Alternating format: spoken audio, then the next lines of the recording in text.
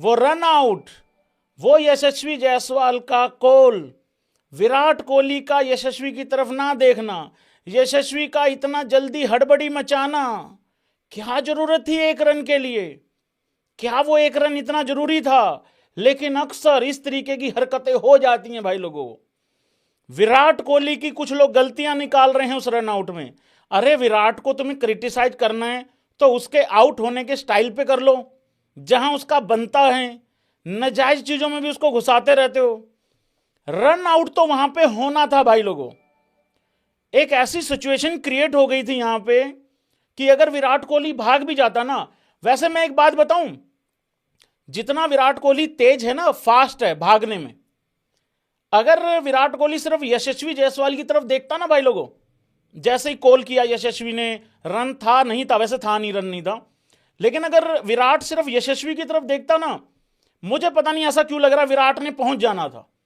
क्योंकि भाई विराट बहुत तेज है, बहुत फास्ट है भागने में, लेकिन विराट का कॉल ये था नहीं, यशस्वी का कॉल था। आखिरी में यशस्वी कहते हुए भी यही गया कि भैया मेरा कॉल था यार, बड़े गुस्से में था खैर वो बाय द वे, और होना भी चाहिए गुस्सा यार, इतनी बेहतरीन पारी चल रही थी।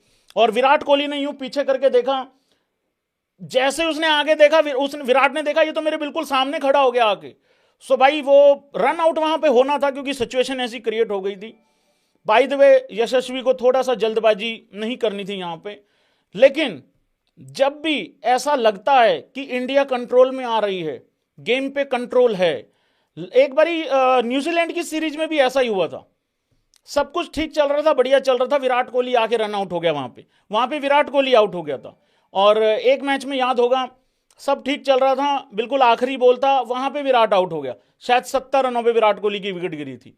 सो जब जब ऐसा लगता है ना कि कंट्रोल में चीजें चल रही हैं, वो आखिरी का आधा घंटा वो सारी चीजें हैं ना, वो मतलब यार एक अलग अलग तरीके की चीज हो जाती हैं। बट लेकिन चलो कोई नहीं भाई, ये रन आउट तो अब क्या बोल सकते हैं।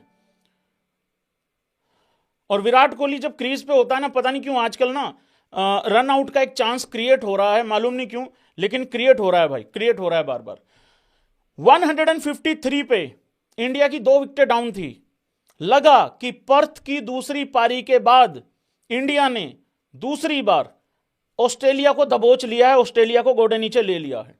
लेकिन 159 पे 5 विकेटें डाउन हो गई इंडिया की, और अभी जब स्टंप्स पे हम लोग गए हैं 164 पे 5 विकेटें डाउन हैं। अभी भी इंडिया को 110 रन के आसपास चाहिए हैं फॉलो ऑन को अवॉइड करने के लिए। कहानी बिल्कुल सेम है। क्या आप लोग मेरी बात से सहमति रखते हो, जो मैं पिछले 10 दिनों से कर रहा हूं? मैं पिछले 10 दिनों से एक बात बोल रहा हूं बार बार, मैं पिछले लाइव में भी एक बात बोल के गया था, जब तक यशस्वी जायसवाल खड़ा है, जब तक यशस्वी जायसवाल खड़ा है, चीजें कंट्रोल में नजर आएंगी। लगेगा कि सब ठीक है, ऑस्ट्रेलिया एक मतलब ठीक ठाक की टीम है, इतनी कोई ज्यादा खतरनाक भी नहीं है। लेकिन जैसे ही वो लड़का आउट होगा, जैसे ही वो लड़का जाएगा, एकदम अफरा तफरी मचती है भाई। उसके बाद सीधा आपको, मैंने बोला था, जडेजा खड़ा हुआ मिलेगा। काश यशस्वी वो रन ना भागता, या फिर विराट कोहली ही भाग जाता। मुझे पता नहीं क्यों लग रहा विराट भाई, तुम्हें ऐसा लग नहीं रहा है अगर विराट कोहली शुरू में ही भाग जाता, विराट कोहली पहुंच जाता? क्योंकि वहां कौन सा डायरेक्ट हिट लगी थी।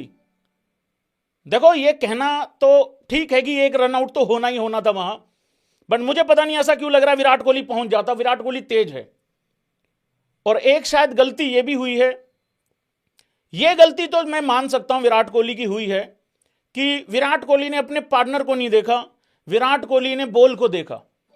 और हम अक्सर एक बात करते हैं, जैसे एक बारी रन आउट का चांस बना था ना सरफराज का और पंत का, हमने उस टाइम पे भी कहा था कि पंत ने वहां गलती क्या करी थी। पंत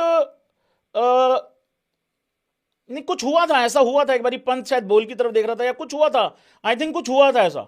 सो जब आप इस तरीके से बॉल की तरफ देखते हो, पार्टनर की तरफ नहीं देखते ना, फिर ऐसा ही होता है भाई, इसी तरीके का कलेश होता है। बट कहां से शुरू करें यार, सब कुछ ठीक चल रहा था, सब कुछ ठीक चल रहा था, सब कुछ कंट्रोल में चल रहा था।